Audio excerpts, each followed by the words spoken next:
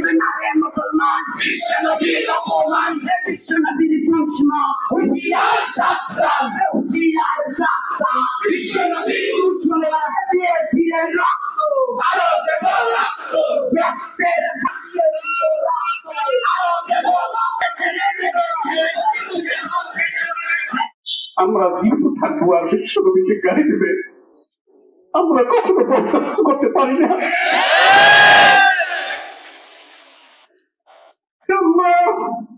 আপনার ভাইকে গালি দিয়েছে জন্য আমরা মাথা নিয়ে এসেছি, আপনি আমাদেরকে এই উচিলায় ক্ষমা করে দিন।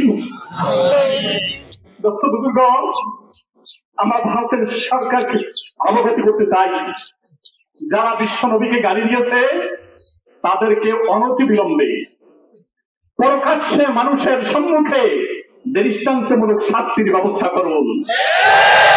যদি আপনি শাস্তির ব্যবস্থা না করেন, আপনার ছবি প্রকাশিত করার জন্য বাংলাদেশ থেকে জাতীয় ওলামা পরিষদের নেতৃত্বে অচিরেই লং মার্চের ঘোষণা করা হবে।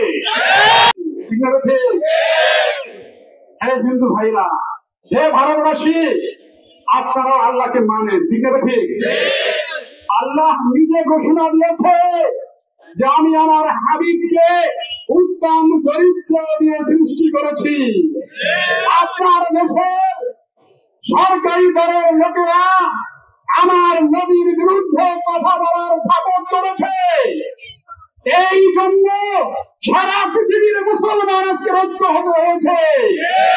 আমার নবীর বিরুদ্ধে যারা অবমাননামূলক কথা বলেছে, বক্তব্য দিয়েছে, আমরা বলতে চাই, এই জনসভা থেকে বলতে চাই, তাদেরকে অ্যারেস্ট করে দৃষ্টান্তমূলক শাস্তির ব্যবস্থা করুন। বারবার কটূক্তি করা হচ্ছে। এর আগেও দেখেছি রূপন শর্মা, তিনি আমার নবীর বিরুদ্ধে কালি মার্তন করার চেষ্টা করেছে।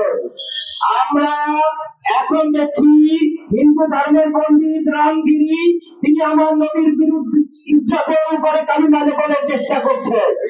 বিজেপির নেতা হিতেশ সেটাকে সমর্থন জানিয়েছে এবং মুসলমানদেরকে হত্যার হুমকি দিয়েছে।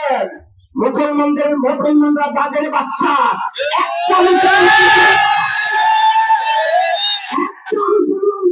থাকছে, নবীর ইজ্জতের বিরুদ্ধে যারা কালিমা বপন করবে তাদের বিরুদ্ধে লড়াই যাবে ইনশাআল্লাহ। আল্লাহ সেখানে আমার নবীর চরিত্র নিয়ে নবীকে হুমায়ুনা করবে, আল্লাহর জন্য দেখেন ছাত্র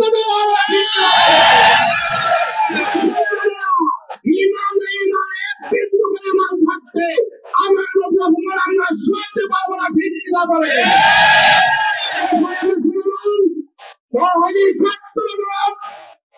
ছাত্রদের কারণে দ্বিতীয়বার দেশ স্বাধীন হয়েছে।